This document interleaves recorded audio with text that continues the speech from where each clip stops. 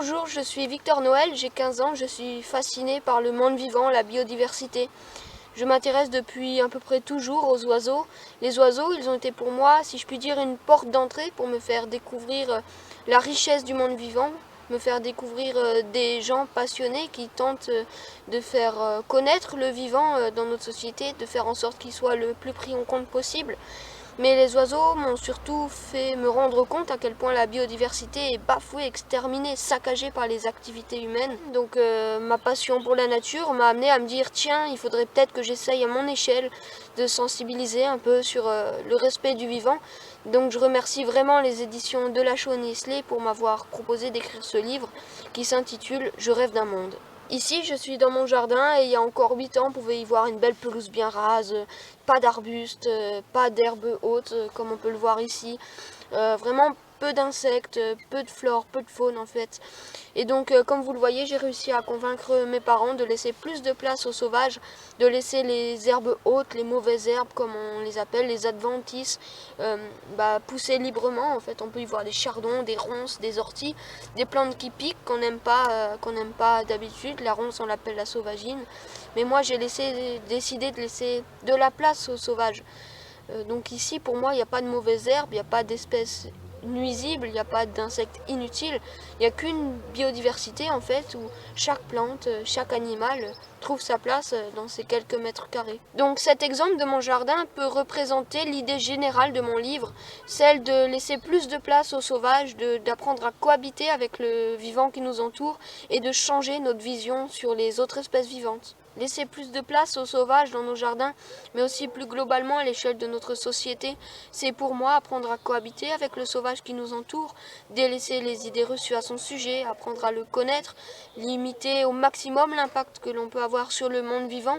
Laisser plus de place aux sauvages, je pense que c'est aussi se détacher de notre vision anthropocentrique, c'est accepter, comprendre que nous ne sommes pas une espèce supérieure à toute forme de vie sur Terre, c'est relativiser l'importance que l'on se donne vis-à-vis des autres espèces. Moi par exemple dans mon jardin, je sais que je suis qu'une espèce parmi tant d'autres, donc j'accepte l'idée que mon jardin m'appartient mais appartient aussi aux autres espèces, donc je fais attention à ce que j'y fais. Il me semble également très important de nous détacher de notre vision utilitariste du vivant. Ne préservons pas la biodiversité uniquement parce qu'elle nous est utile ou profitable, mais défendons la biodiversité simplement pour ce qu'elle est. Moi par exemple dans mon jardin, quand je laisse une bande enherbée, je me dis pas tiens uniquement je vais faire une bande enherbée uniquement parce que ça va m'apporter des insectes auxiliaires utiles au potager. Je laisse des bandes enherbées en me disant tiens j'offre un habitat qui permettra de vivre à d'innombrables êtres vivants.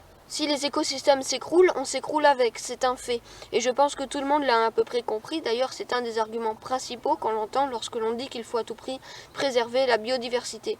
Mais il me semble vraiment immoral de se dire tiens, préservation de la biodiversité, écologie égale préservation de l'avenir de l'humanité, sans même se battre pour que ce vivant soit plus respecté pour ce qu'il est. Voilà, dans ce livre, je donne mon ressenti sur cette époque de 6e extinction de masse, à la veille de ce grand effondrement que va vivre l'humanité et toutes ces espèces que l'on impacte sans même les prendre en compte, sans même les comprendre, sans même les respecter, et parfois sans même savoir que ces espèces qui disparaissent, ces individus qui sont massacrés, vivent là, juste dans nos jardins.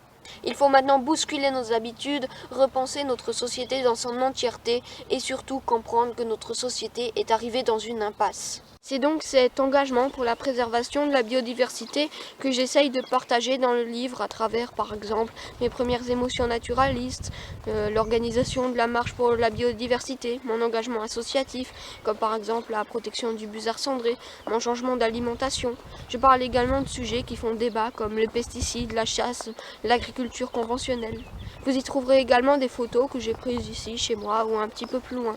J'ai également souhaité donner la parole à des membres du milieu associatif de protection de la biodiversité qui tentent de faire valoir les droits du vivant face à des puissants lobbying. Enfin et surtout, ne cessons jamais de nous émerveiller du vivant car il a énormément à nous apprendre. Bref, rêvons d'un autre monde.